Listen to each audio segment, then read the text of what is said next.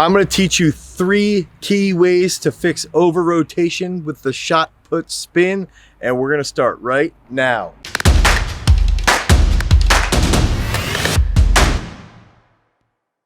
What's up, everybody? I'm Dane Miller from throwsuniversity.com, and if this is your first time to the channel, make sure you like, you comment down below, you subscribe, and you hit that notification bell, because we will be covering every topic behind shot put, glide, spin technique, as well as the discus. We've had hundreds of shot putters come through our doors here at Throws University and Garage Strength, and we've seen tons and tons and tons of reps being executed from a perspective of over rotation.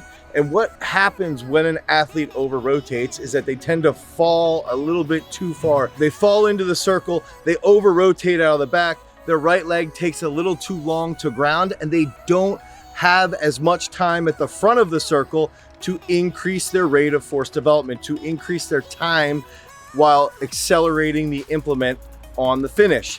And so what we've come up with is 3 key factors to fix this over rotation, to get that right leg to ground a little bit sooner, to get that left leg down faster, and to accelerate the shot over a long period of time. That first key aspect is change the way you think about the spin.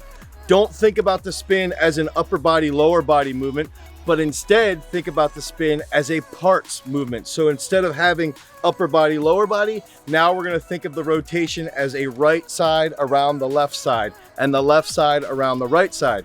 Now we can start thinking about that from that right side sweeping wide around that left leg out of the back. Think about Ryan Krauser, think about Joe Kovacs, think about Darrell Hill. That long right leg sweeps wide around that left, and it's going to sweep down into the middle, and that's the first step to figuring out how to prevent that over rotation. So that second key aspect behind fixing that over rotation is letting that left arm lead. So a lot of times we've got coaches that are fearful and they want their athlete to sort of hold that left arm out of the back. And what ends up happening is, especially if they want to hold that left arm inside that left knee, the chest never gets over the left foot.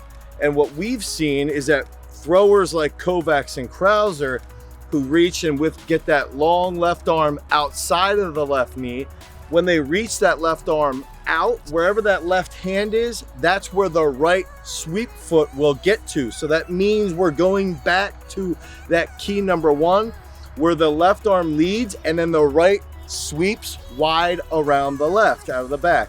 And so that left arm getting out over that left foot, the chest getting out over the left foot, now is going to help us shift that weight around the left and get that right down early, preventing over rotation. Sometimes when we pull back and we don't let that left arm open, it sort of lets our hips fall into the middle of the circle, and it almost creates a stumble reflex where we over rotate with that right foot too long. That third key aspect is utilize directional cues. So especially with new throwers who are struggling to find feeling, directional cues are phenomenal. They're simple, they're pointed, they're easy, and all we've got to do is take this circle and split it in half 2 ways. So if we're lining up in the back of the circle, we split a line right down the middle. And what we like to do is actually put a directional cue where it's, hey, I want your right foot to land right before this line. And typically some throwers will lead with their right knee out of the back and sort of fall and to place their foot there, but over time they start to feel that cue number 1 now with that directional cue, is that they start to have that wide right around the left, and they put the right foot down on that arrow or X or circle, whatever it is, that's right before the midway point based around that line that we draw in the circle. So we like to use directional cues, and oftentimes as coaches, we've got to recognize that most cues feed off of each other. So how does the athlete feed off of that cue number 1, which is think about left side around right side around left side? Now play that with the directional cue, and they sort of feed each other. And we've got to remember that as coaches, it takes time, it takes years, it takes reps and reps and reps. And the throwers need to recognize that as well. It takes reps, reps, and reps, hundreds and hundreds of reps to fix that over rotation.